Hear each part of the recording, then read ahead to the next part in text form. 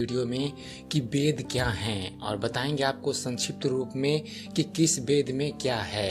दोस्तों, वेद दुनिया का प्रथम धर्म ग्रंथ है। इसी के आधार पर दुनिया के अन्य मजहबों की उत्पत्ति हुई, जिन्होंने वेदों के ज्ञान को अपने अपने तरीके से भिन्न भिन्न भाषा में परिचारित किया। वेद ईश्वर द्वारा ऋषियों को सुनाए गए ज्ञान पर आधारित है, इसलिए इसे श्रुति कहा गया है। सामान्य भाषा में वेद का अर्थ होता है ज्ञान। वेद पुरातन ज्ञान विज्ञान का अथाह भंडार है। इसमें मानव की हर समस्या का समाधान है।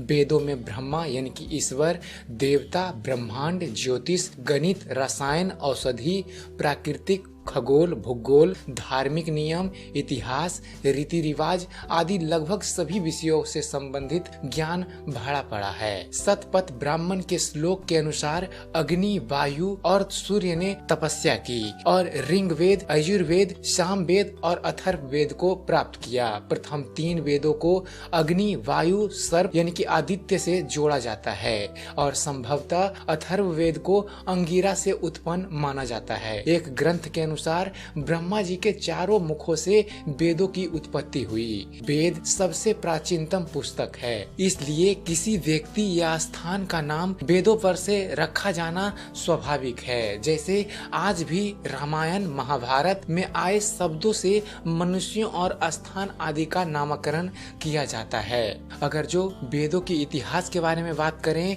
तो वेद मानव सभ्यता के लगभग सबसे पुराने लिखित दस्तावेज हैं।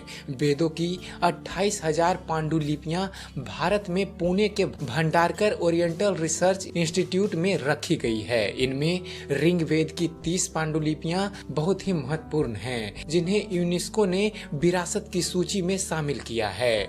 यूनेस्को ने ऋग्वेद की 1800 से 1500 ईसा पूर्व की 30 पांडुलिपियों को सांस्कृतिक धरोहर की सूची में भी शामिल किया। उल्लेखनीय है, यूनेस्को की 158 सूची में भारत की महत्वपूर्ण पांडुलिपियों की सूची 38 है।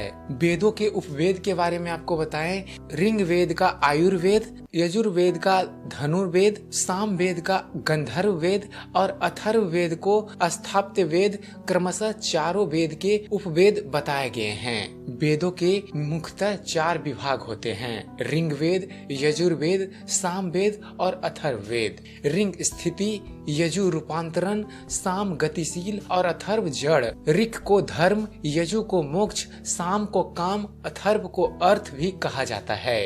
इन्हीं के आधार पर धर्म शास्त्र, अर्थशास्त्र, काम शास्त्र और मोक्ष शास्त्र की रचना हुई। अब आपको बतलाते हैं थोड़ी थोड़ी जानकारी चारों वेदों के बारे में। पहले बात करेंगे ऋग्वेद के बारे में। दोस्तों, ऋग अर्थात स्थिति और ज्ञान ऋग्वेद सबसे पहला वेद है जो पदात्मक है। इसके 10 मंडल यानी कि 10 अध्याय हैं, जिनमें से 1028 सूक्त हैं, जिसमें 11,000 मंत्र है। इस वेद में 5 शाखाएं हैं। वो शाखाएं हैं साकल्प, वास्कल्प, अश्वलायन, संखायन और मंडुकायन। इसमें भौगोलिक स्थिति और देवताओं के आवाहन के मंत्रों के साथ बहुत कुछ है। ऋग्वेद की ऋचाओं में देवताओं की प्रार्थना, कीर्तियां और देवलोक में उनकी स्थिति का वर्णन है। इसमें जल चिकित्सा, वायु चिकित्सा, सौर चिकित्सा, मानस चिकित्सा और हवन द्वारा चिकित्सा का भी जानकारी मिलती है। ऋग्वेद के 10वें मंडल में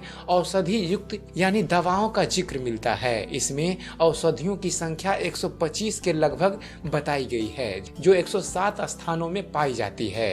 औषधि में सोम का विशेष वर्णन है। ऋग्वेद में चमन ऋषि का पुनः युवा करने की कथा भी मिलती है।